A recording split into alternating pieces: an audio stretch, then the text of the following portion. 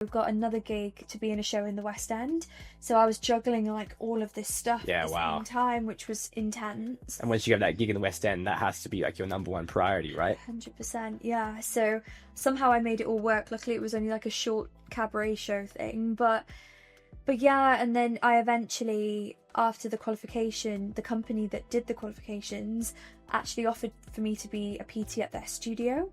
And I felt like it was the right time to leave Surge, which was the other studio. And I was like, okay, this is the right time. So that was in like a studio in literally central London in Liverpool Street. And honestly, Cam, I hated it. It was horrendous. Okay. It was so bad. I was getting up, like 4:30, getting the Central line, being there for, I don't know, about 6 o'clock.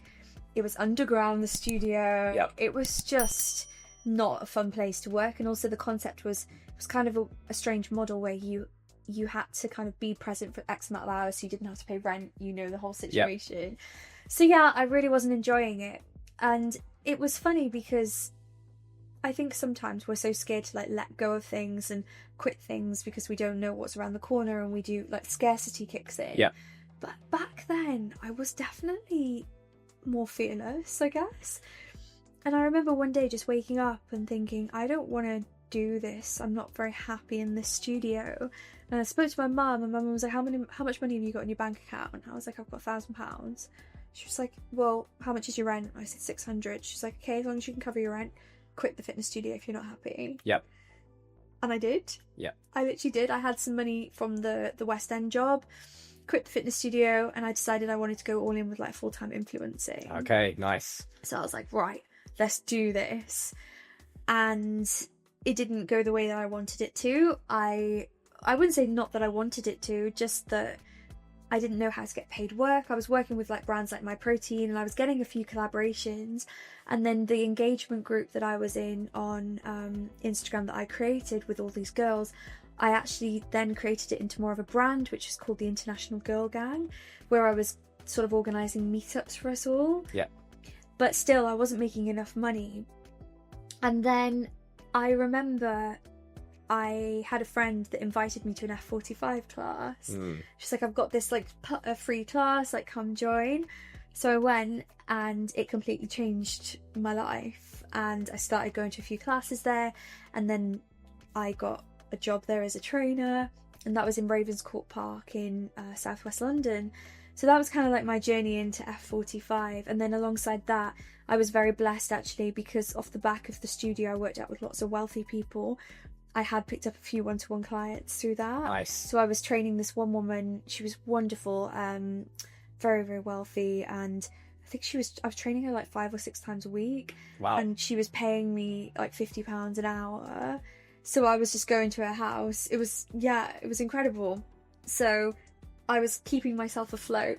I feel like I've been talking so much. No, you're doing great. This is a lot of things that's coming up, which is awesome. Yeah, so that was kind of like my journey into the fitness stuff. And then I was still at F45, but then obviously, I think before COVID happened, literally just before, I again quit F45 fully, and I wanted to try and go for the influencer stuff again full time. So I met a woman through F45 that ran her own like marketing agency, and she was going to help me grow my profile. Just a quick announcement before we return to the podcast. If you're enjoying this episode of Midweek Motivation, you may be interested in checking out the Midweek Motivation newsletter, where every week I'll share with you a useful lesson on resilience, mindset, or fitness, or health in general, straight to your inbox. You also receive a free workout of the week, useful resources, and the latest videos that I've got up there. And just if you want to keep updated on my life, you'll find everything there. If you're interested in that, go ahead and hit the link in the description below, or go to Substack and search up Midweek Motivation. All right, let's return to the podcast. So I was like, do you know what? Sod it, I'm going to quit again. But then at the time as well, lockdown happened, so it kind of all worked at the same time. Yeah, I mean, the gyms were being closed anyway, so exactly. You couldn't really coach. Yeah, so that actually worked in my favour. However, the one good thing that I did have and that did work in my favour is alongside F45, because I moved around a few different studios, and through me building my Instagram, I had a company called Results with Lucy reach out to me, and the woman that runs it was the personal trainer of somebody that was on a reality TV show, and her name was Lucy. So they asked me to come and be one of their online trainers. So I would travel to Essex every couple of weeks and do online classes for them in a setting that was like a proper studio. So they were kind of the very first people to kind of like tap into the online fitness market like that. Yeah. So then when obviously lockdown happened, the owner of the F45 I was working at was like, Amie, like, or to everybody, was like, we need to start doing Instagram lives for people. And everybody felt really uncomfortable doing it apart from me, because I had had that experience with the results of Lucy. Of course. So I did still keep that up over lockdown. But yeah, I guess then the next chapter is like how I got into the online coaching stuff. But I don't know if you want to ask me a few more questions before that. Well, I mean, like, I think Yeah. once you get to COVID, everyone is now an online coach. Like, it was Yes. just the way everyone had to adapt in any industry. It doesn't have to be fitness related. And obviously, you run your business now where it's, you know, probably mostly online. Yeah. Yeah. Well, I guess you mentioned, but could back step a bit.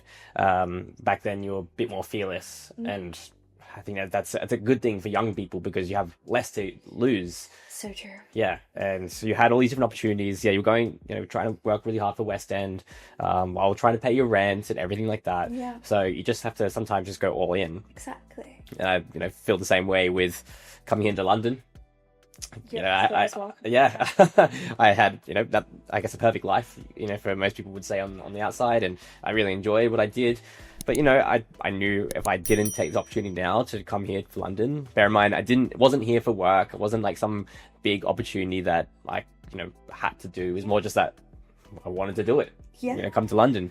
But it just, you know, I knew, yeah, there's pretty much no other better time to do it, and just give up everything I had in my life, just come here, start over. So I can relate to that, you know, going from Wales to London, Exactly. everything Same like that. with you. Did you feel like a pull to, when you did move here, even though it wasn't for like a career, did you feel like a pull to want to try and make something of yourself in London, or like what was? 100%. Like, I don't see myself being here forever. No. That was the case before and the same now.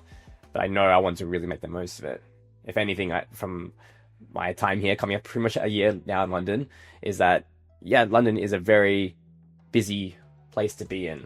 And there's a lot of people who, let's just say, when the weather is overcast, which is most of the time, or raining, their mood is down. So you have to try and find the positive as much as you can with those people, trying to let them get in your head about, you know, it's not great living here. You have to work really hard, you know, obviously pay your rent, everything's expensive, blah, blah, blah. Yeah, you just gotta make the most of it much as you can. And it took me a few months to really feel that foundation to get there. But we had the trials, tribulations, and now I'm here. I met you, so if the audience doesn't know, Grateful. we met doing F45 coaching together. Yes. And yeah, even like since the first day I met you, we already had this bond, like connecting, which is somehow like, okay, Amie, like, you have to be on my podcast. Yeah. And now we're here, which is awesome. See, you just never know what's going to happen, and